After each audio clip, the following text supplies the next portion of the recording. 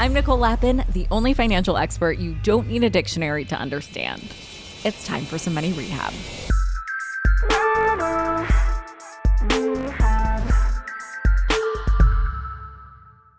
When I started my fertility journey, almost a decade ago now, I froze my eggs and I documented it for Good Morning America. So it was all out there. The crying, the pinching my stomach, the giving myself shots. It was all very much out there and very much public. I am currently 8 months pregnant, and I have been keeping this moment in my life mostly private. Maybe I'll talk about it more. Maybe I won't. I do not know. But I do feel like I may talk about it someday because there's a lot at the intersection of money and fertility. And I've struggled with this a lot.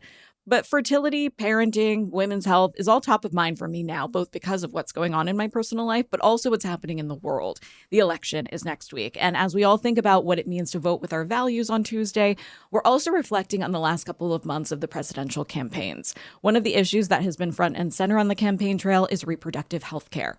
Of course, there was the overturning of Roe v. Wade in 2022, but in the time since then, there's been more limitations placed on reproductive health care, from abortion to IVF.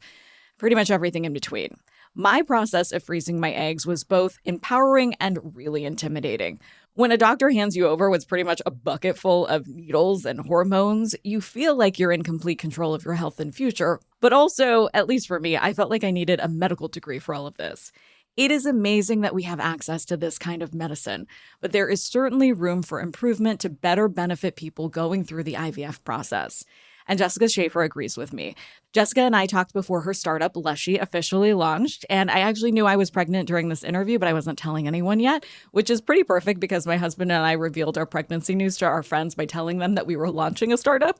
So Jessica and I were both kind of undercover working on launches of different kinds during this interview. Anyway, you'll hear at the end of the episode that she gives us a little sneak peek, but I can tell you about it now. Lushi will offer treatments, clinics, and wellness platforms tailored to their female patients to help transform the IVF conception experience for American women.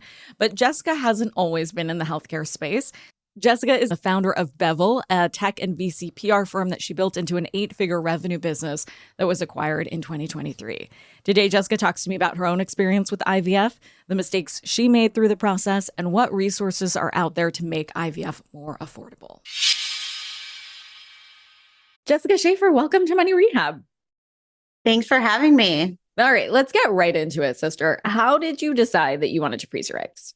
I had just sold my first baby, Bevel, this PR firm that I started and ran for 7 years and had basically dedicated my entire life to work.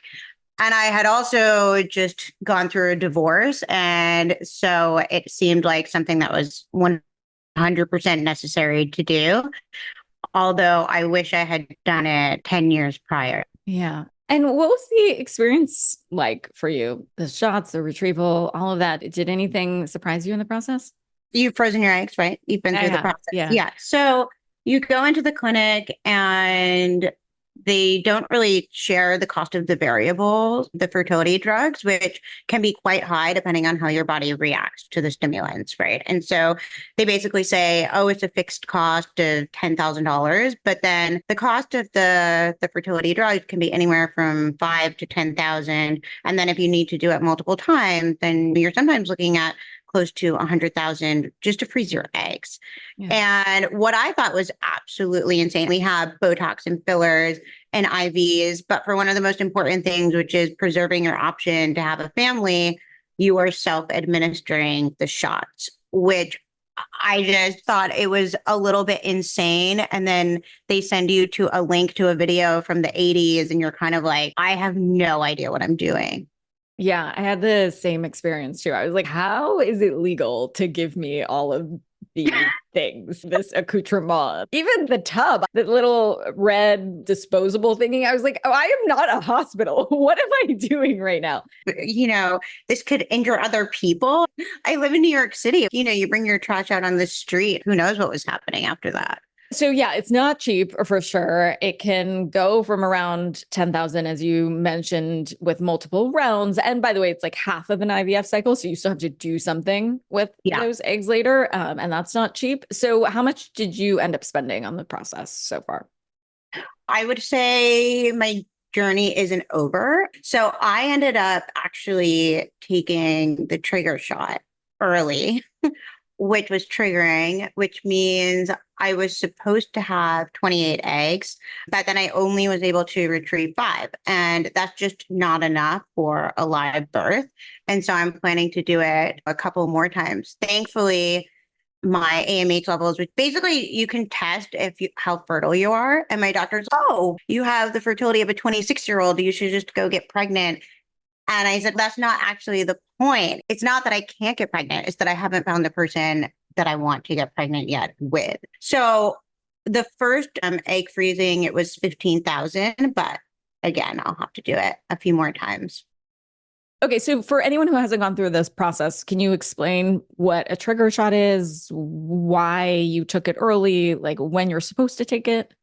Sure. So when you're going through the process, you have to take anywhere from 1 to 3 shots a night. So it can be very confusing and you have them all in your refrigerator. And so I accidentally took the trigger shot, which releases the eggs. And so basically I had 28 eggs. And then when my doctor figured out what had gone wrong, he basically was like, okay, you can just do the entire process all over again. Oof. And I thought, that's crazy. One, I had spent a lot of money, but 2, more importantly, it was my body and my time. And so it just felt like it was a bit of a cattle call. Oh, well, let's just go in for round 2 to just turn around and do it all over again. It's a little defeating. For sure. So you did the process after you got divorced. You have said that the whole thing was very lonely. Can you tell me a little bit about that? Sure. I had a lot of girlfriends who had done it and they were all, oh, I'll come to your house and help you with the shots. And I thought that was just a little bit strange. Like, one, not that I didn't trust them. I just felt like a doctor should be doing it. I shouldn't be doing it. They shouldn't be doing it. So that was a little bit strange. But also, you reach this peak of your career, but then you think that you're going to be married or you think that things are going to be different. And now you're freezing your eggs. And so I think the process, there isn't a lot of community around it. And there's so much opportunity to just change the way that it is now. Yeah, absolutely. I remember the first time I've done the process twice and I got the shots the first time, which was like the most expensive package I've ever received in the mail. And one of my girlfriends came over and it took 2 hours to read through the instructions and figure out what liquid to put in what powder. And the whole thing is for sure wild. One time I documented it for TV, so I was really public about it. The second time I was really private about it. But, as you know, this is a really intense process that you put your body through. Some days I was sick, as I'm sure you were. I had tons of doctor's appointments throughout the process. It's really hard to work, especially if you're a person who likes working 24/7. It can definitely make you unavailable during that time. So I struggled really. Let me know if this was your experience, but I struggled telling colleagues that I was going through this process. How did you handle that? Yeah, it was an interesting time in my career because I had just sold my company and I had an earnout. So basically, you're expected to stay. And that time when you sell a company, it's very intense. And now I had a boss for the first time, and I can't tell you how long. So for sure was not used to that. And he didn't he didn't really understand the egg freezing process. So it's not something that feels natural to talk about. But I think that as women, we should be able to talk about it. We should feel more comfortable talking about it. And I think the workplace should make it so that it's not such a stigma and potentially give time off when you're going through this process because you're also not supposed to be stressed. It decreases the quality of the eggs. And it's very hard to do this because it's so time intensive and to work as hard as you're used to working. For sure. What advice would you give someone on how to tell their boss or business partner that they're going through this? I think employers need to we need to turn the conversation so that we feel comfortable being able to go to your employer with this. 50% of companies now actually do offer fertility benefits, but it's still not the norm, I would say, especially for smaller companies. Some of the larger tech companies like Amazon and Google are offering it. But actually, I think it's one step further. When you are going through this process, you should be able to take time off. You should be able to realign your schedule so that you can go and do it the appropriate way.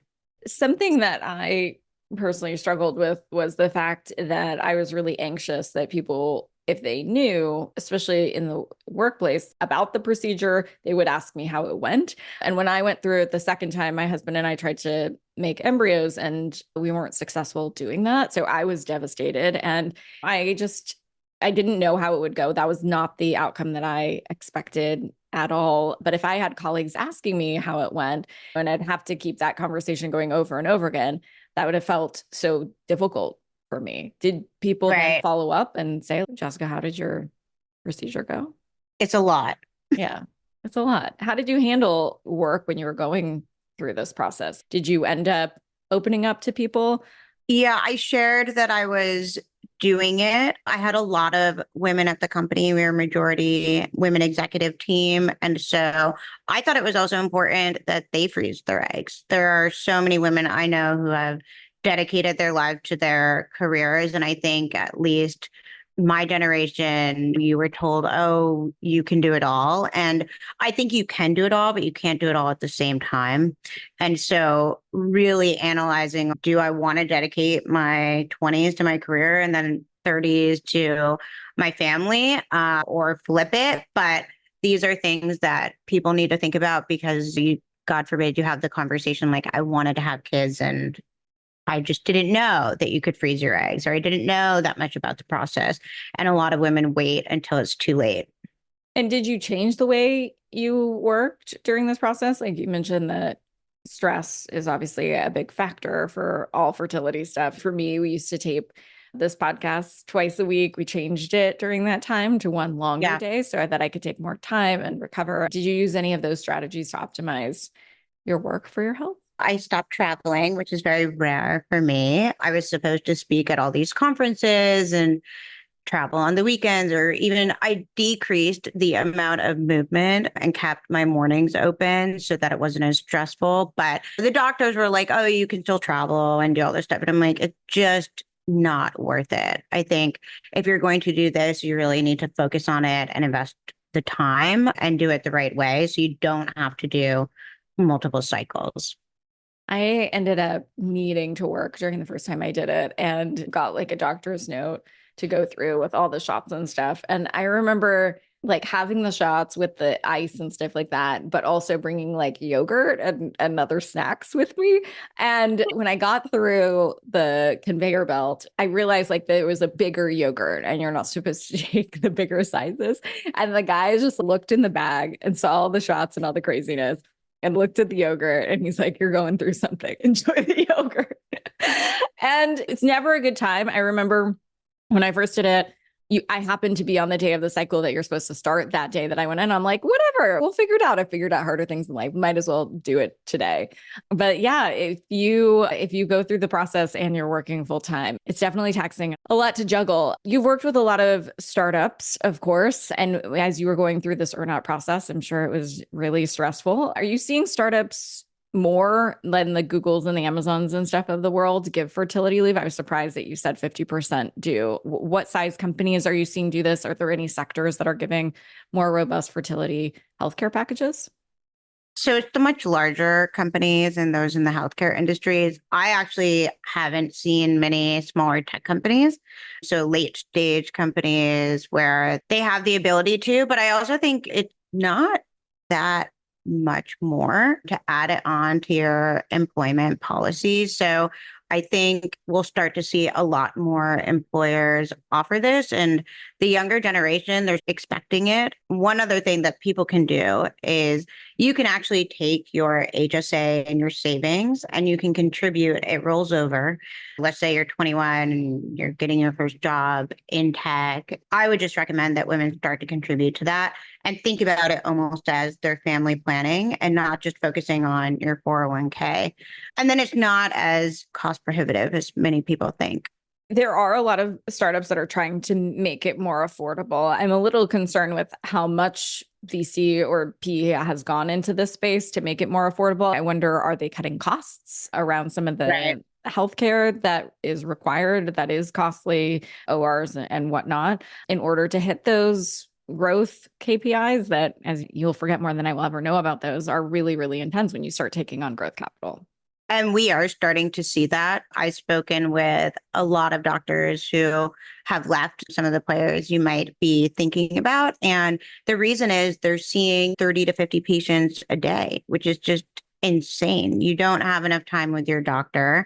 And then right now, the process is you take the shots at night, you have to call. Let's say you have a question, your doctor is not available. There's no one to speak to at night. And so I think the process is fundamentally flawed right now. And to your point, there are some VC-backed fertility companies that are cutting corners basically to reach their growth targets. And you'll see in their success outcomes and what has led to a live birth, they're just not hitting where they need to be.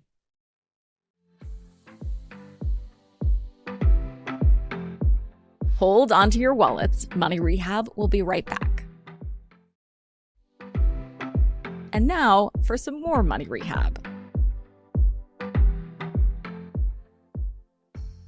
As an entrepreneur, it means you're a problem solver by nature. So how do you think we fix this process as it is right now, where there is interest from investors, which could be a good thing, but in a space where you can't and you shouldn't cut corners, but still ideally make it more affordable?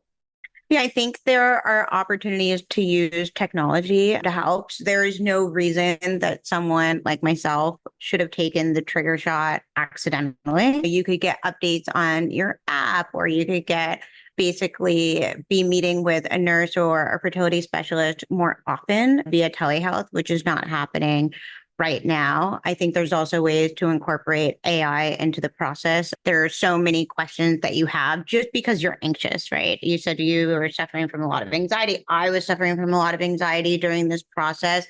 And I would want to know just answers to the most basic things to make sure I was doing it correctly. So you can actually program AI based on the doctor's responses so that at night, if you have questions, they can be answered.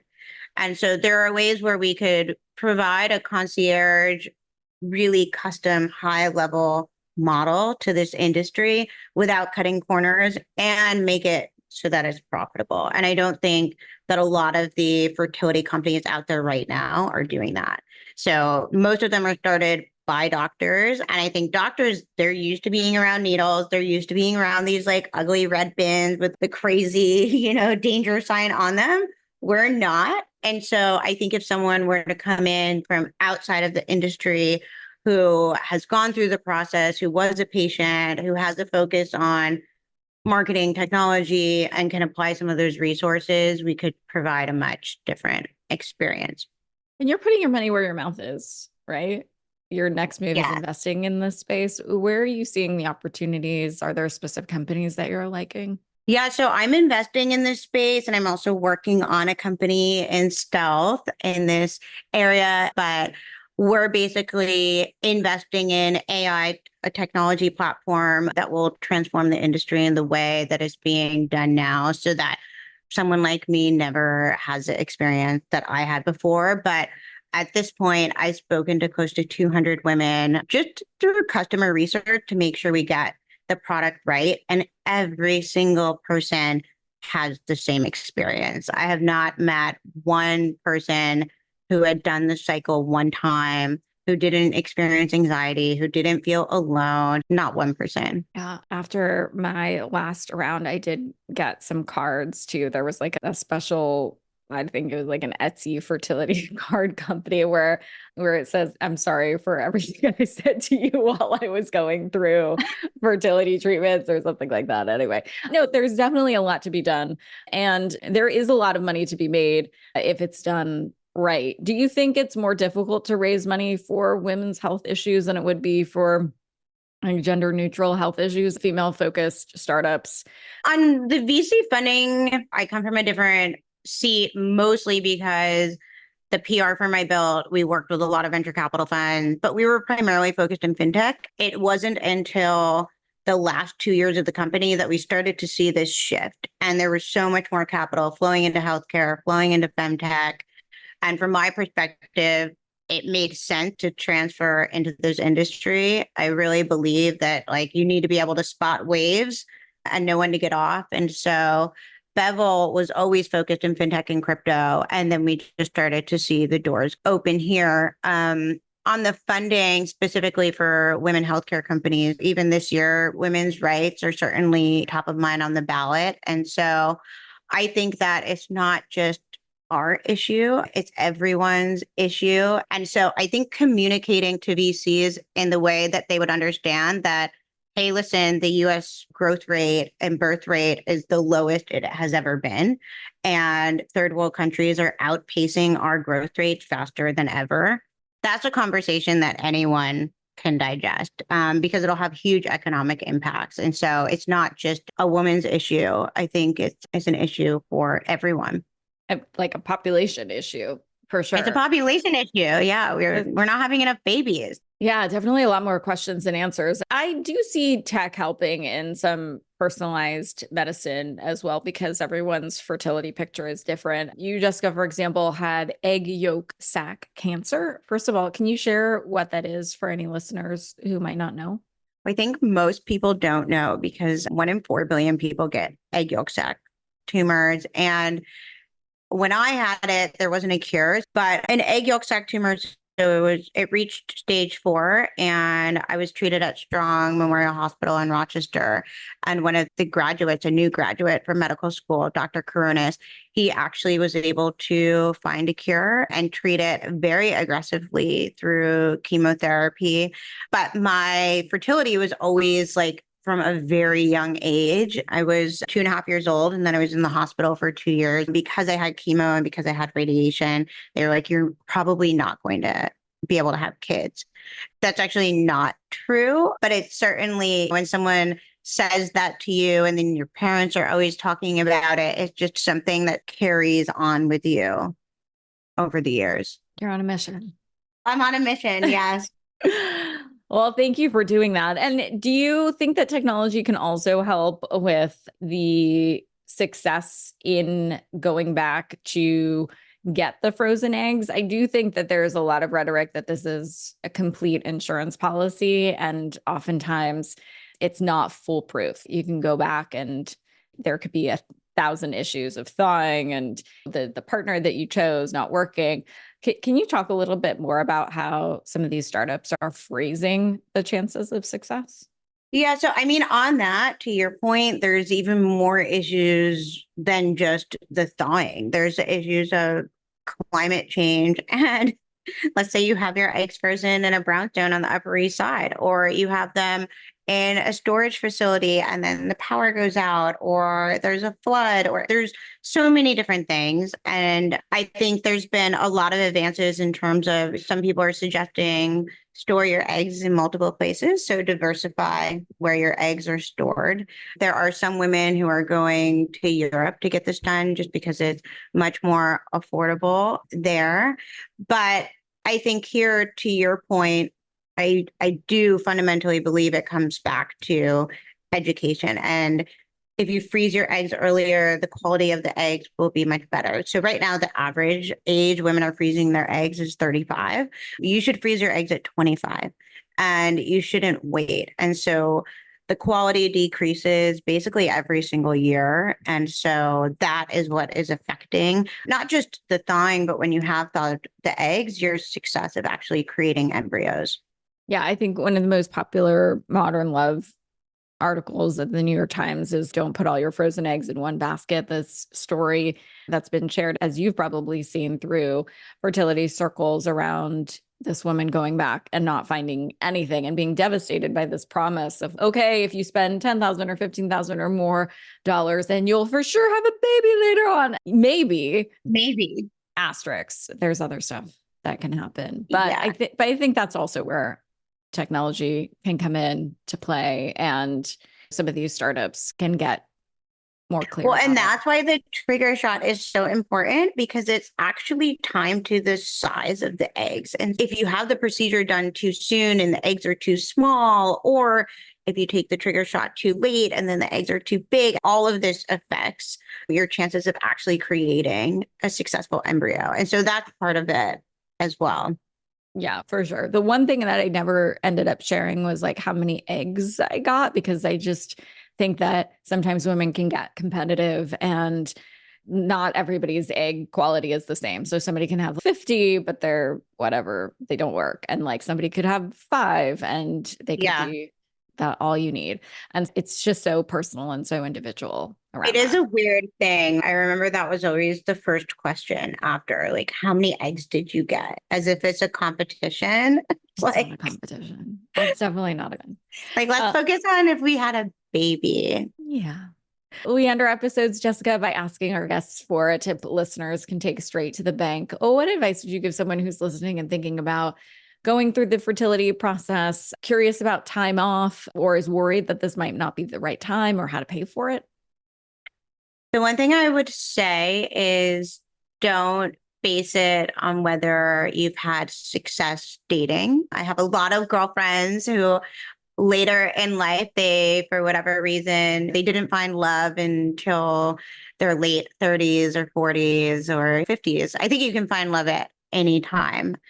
And I remember having conversations with them when they were in their 20s and them saying, oh, I might not have kids. And now they're with a partner who they actually would want to have kids with, and it's too late. So I would say freeze your eggs now, whether you're in a happy relationship or not, because it doesn't hurt to have the option later.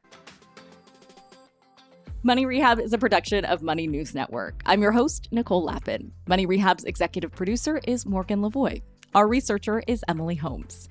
Do you need some money rehab? And let's be honest, we all do. So email us your money questions, moneyrehab@moneynewsnetwork.com, to potentially have your questions answered on the show or even have a one-on-one intervention with me. And follow us on Instagram @moneynews and TikTok @moneynewsnetwork for exclusive video content. And lastly, thank you. No, seriously, thank you. Thank you for listening and for investing in yourself, which is the most important investment you can make.